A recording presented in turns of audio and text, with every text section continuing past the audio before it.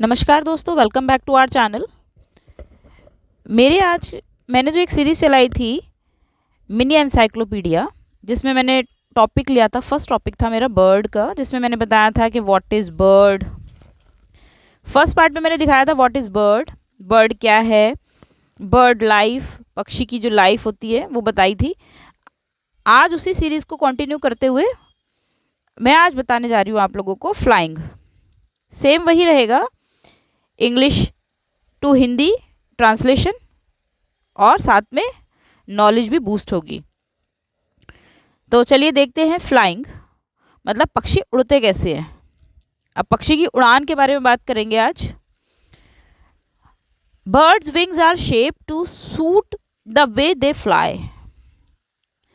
Birds wings are shaped to suit the way they fly means, क्या मतलब है इस लाइन का कि पक्षियों के जो होते हैं ना, उसके विंग्स जो होते हैं, जो उसके पंख होते हैं, वो उस तरह की शेप के होते हैं जैसे जिस तरह से जो पक्षी उड़ने के लायक है, या जैसे जो पक्षी को उड़ने में सहायक हो।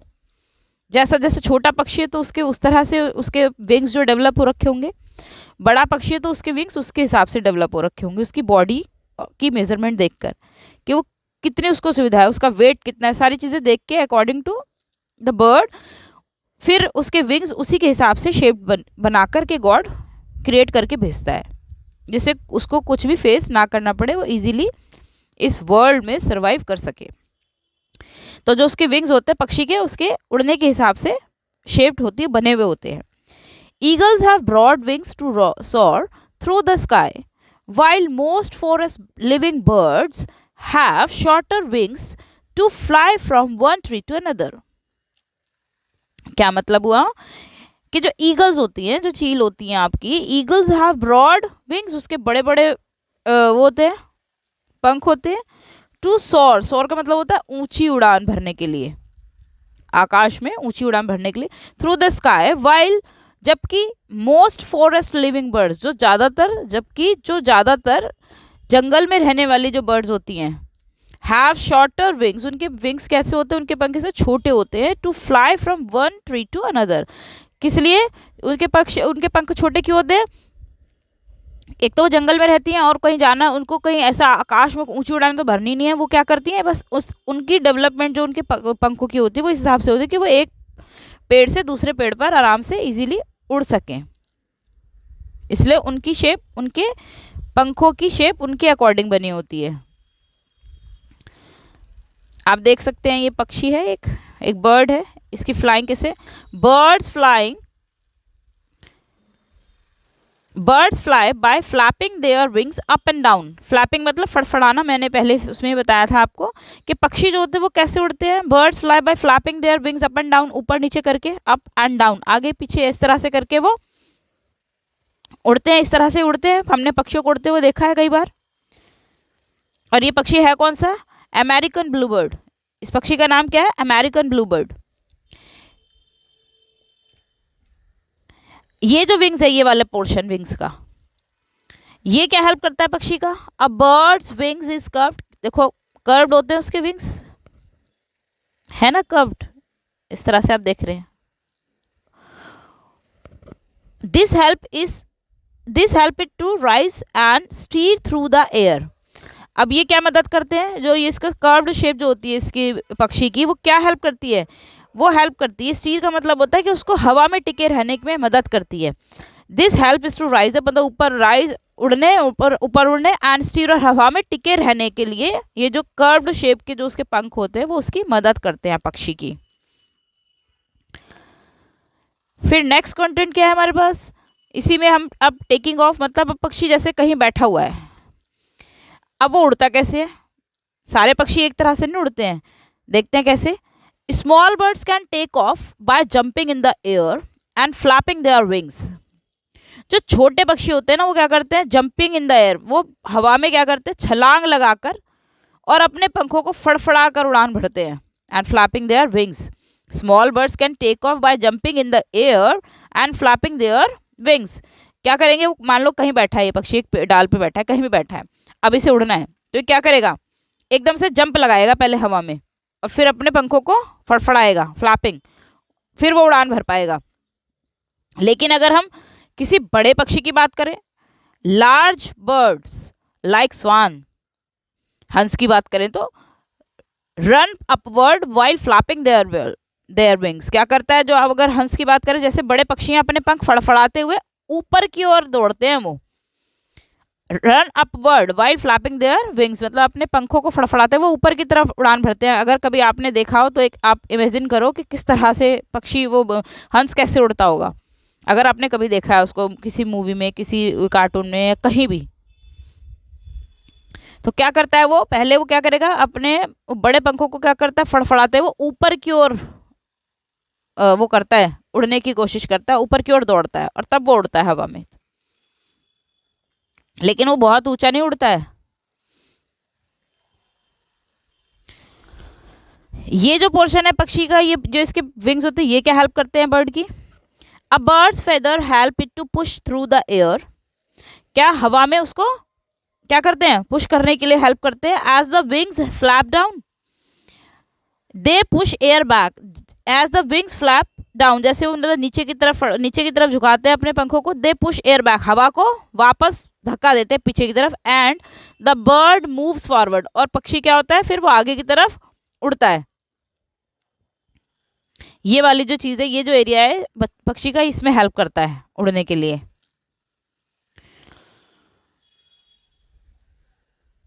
अब ये जो इसकी टेल होती है, इसे पूंछ कहेंगे हम किसी भी पक्षी की, ये पीछे का पोर्शन जो है, अब ये क्या हेल्प करता है, लैंडिंग में हेल्प करता है।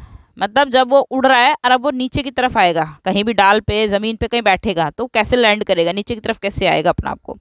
To land a bird controls its wings, वो अपने पंखों को क्या करती है, नियंत्रित करता है। एंड टेल, और अपनी पूंछ को, ये वाले पोर्शन को नियंत्रित करेगा अपने पंखों को। एंड स्लो डाउन, और धीमा हो जाएगा, धीमे धीमे नीचे उतरने की करेगा, नीचे की तरफ धीरे धीरे उतरेगा। Then it spread out its wings, फिर वो अपने पंखों को फिर से फैलाएगा। And drops gently to where it wants to land, और जहां भी वो बैठना चाहता है, जहां भी वो उतरना चाहता है, बहुत ही जेंटली, बहुत ही आराम से, बहुत ही प्यारे तरीके से वो नीचे की तरफ उस एरिया पे उतर जाएगा, बैठ जाएगा। ये होती है उसकी लैंडिंग का तरीका, यानी कि एक जगह जब वो उड़ रहा है हवा में और फिर वो किसी जगह पर बैठना चाहता है, तो वो क्या करेगा, पहले अपने टेल को और अपने विंग्स को कंट्रोल करेगा, और उसके बाद बहुत अपने पंखों को फैलाएगा और नीचे की तरफ जहाँ भी वो बैठना चाहता है, उतरना चाहता है, वो वहाँ आराम से उतर जाएगा।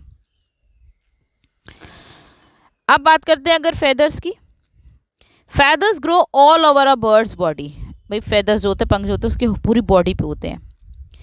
दे keep birds warm and help them to fly, अब वो करते क्या है, पक्षी को गर्म रखते हैं और उसको उड़ने में मदद करते हैं। There are several different types of feather, हमारे पास मतलब यहाँ पे बहुत अलग अलग तरीके के हमारे पास पंख होते हैं पक्षियों के पास, including down, body and flight feathers. बहुत सारे अलग अलग तरीके की, जैसे जैसे पक्षी का रिक्वायरमेंट होता है उस हिसाब से उसके फेदर्स भी होते हैं। अभी हमने देखा फ्लाइंग के पक्षी उड़ता कैसे है। अब अगर मैं आगे चलूँ इसी सीरीज में, इसी टॉपिक को, बर्ड के एक एनसाइक्लोपीडिया की बात करते हुए, मतलब उसके एक पक्षी की पूरी जानकारी के बारे में बात करते हुए, तो अब बात करेंगे हम फ्लाइटलेस बर्ड्स की। ना उड़ सकने वाले जो पक्षी होते हैं, फ्लाइटलेस, जो उड़ नहीं सकते, नहीं उड़ पाते, तो उसमें हमें बहुत पहले से पता है, वी नो और वेरी वेल, कि जो जैसे ऑस्ट्रिचेस एंड द पेंगुइन्स, ये हैं तो bird, but both are flightless, लेकिन दोनों ही उड़ने में असमर्थ हैं, उड़ नहीं सकते। Ostriches and penguins are both flightless birds, flightless का मतलब ना उड़ सकने वाले पक्षी हैं। Ostriches live on the grassy plains of Africa, Africa के ऑस्ट्रिच कहाँ रहता है, अफ्रीका में रहता है, ग्रासी प्लेन में, मतलब घास के मैदानों में रहता है। Penguins live in the southern hemisphere, southern hemisphere में रहता है। And some can even survive the extreme cold of Antarctica, और कुछ ऐसी भी पेंगुइन्स हैं जो कहाँ रहती हैं, अंटार्कटिका की भयंकर सर्दी में रहना पसंद है, रहती हैं वहाँ, सर्वाइव कर सकती हैं ईजीली, इस तरह की उनकी बॉडी बनी होती है। आप देख सकते हैं ये पेंगुइन का पिक्चर। ये इसका बीक है, चोंच है, यहाँ पे इसके बहुत सारी चीज़ें हैं। जैसे जैसे अब आगे बढ़ूंगी तो बताती जाऊंगी मैं आपको। ये बहुत एक emperor, the emperor penguin lives in the Antarctica. Emperor मतलब क्या होता है? जो सम्राट पेंगुइन, विशाल, बड़ी, राजा, महाराजा ऐसे कहते हैं ना, जैसे एम्परर मतलब सम्राट होता है। जो सम्राट पेंगुइन होती है ना, लिव्स इन द अंटार्कटिका। कहाँ रहती है वो? अंटार्कटिका में रहती है। It is the largest penguin, और ये क्या है? बहुत, ये सबसे बड़ी, लार्जेस्ट, EST लगा हुआ है ना, तो इसका मतलब जब पूरे एक को किसी होल से कंपेयर किया तो EST लग जाता है, सुपरलेटिव डिग्री जिसे कहते हैं। It is a largest penguin, ये सबसे बड़ी पेंगुइन है। एम्परर पेंगुइन, ये इसकी बीक है, चोंच है। ये वाला एरिया क्या करता है? A penguin has more feathers than most birds. जितने भी बर्ड्स होते हैं, ज़्यादातर पक्षियों में से पेंगुइन के ऊपर सबसे ज़्यादा फेदर्स होती हैं।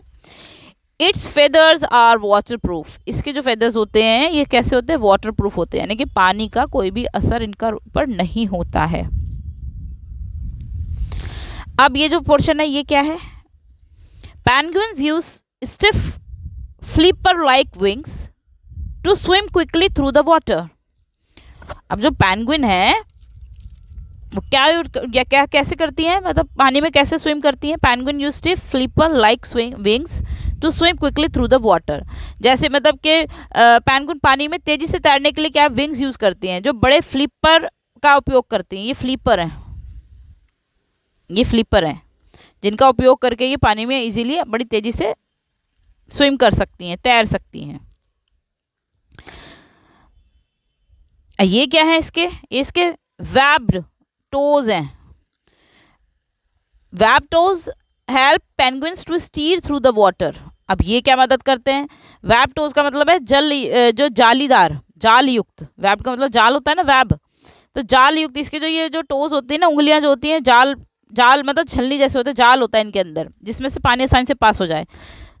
ये इसकी क्या मदद करते हैं? Webbed toes help penguins to steer through the water. मतलब जालीयुक्त पैर की उंगलियां जो होती है ना पेंगुइन की, वो पानी में आसानी से, पानी के अंदर से गुजरने में आसानी से मदद कर सकती हैं। इजीलिए उसमें पानी में आसानी से निकल जाते हैं, मतलब पानी आसानी से छन जाता है इसके पैरों में से, इसकी उंगलियों में से। ये भी इसकी बहुत हेल्प करते हैं पानी में तैरने के लिए। अब अगर मैं बात करूँ ऑस्ट्रिच की, ऑस्ट्रिचेस कैसी होती हैं? Ostriches are, did you know में यहाँ पे एक इंपॉर्टेंट नोट है, ostriches are the largest of all birds. भाई जितने पक्षी हैं सब में बड़ा ऑस्ट्रिच ही होती है।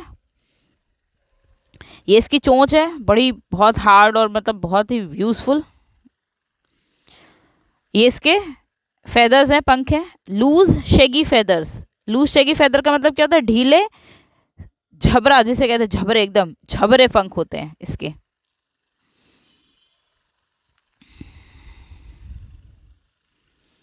ये ऑस्ट्रिच है। और अब ये देखो ऑस्ट्रिच की स्पेशलिटी क्या है। ये जो दिखाई दे रहा है ना पोर्शन, ये क्या है? The ostrich has a sharp claw on each foot. मतलब शतुरमुर्ग के, ये ऑस्ट्रिच का हिंदी में क्या है? शतुरमुर्ग कहते हैं ना इसे, शतुरमुर्ग। शतुरमुर्ग के प्रत्येक पैर पर ना एक नुकीले पंजे होते हैं, ये रे, बहुत पैने होते हैं ये। ये वाला पोर्शन जो है इसका, ये क्या कहता है? ये है ostriches have long muscular legs for running away from attacking lions and चीता। मतलब जब जिसकी जो इसकी बड़ी जो इसके पैर होते हैं बहुत ही मजबूत, लंबे होते हैं। इसकी किस चीज़ में मदद करते हैं? अगर चीता या लॉयन इसके ऊपर अटैक करता है तो उससे बचने के लिए दौड़ कर ये भाग सकता है बड़ी स्पीड के साथ। They can also kill lions by kicking them. ये शेर को भी मार सकता है, उनको जस्ट क्लिक, मतलब किक मार के।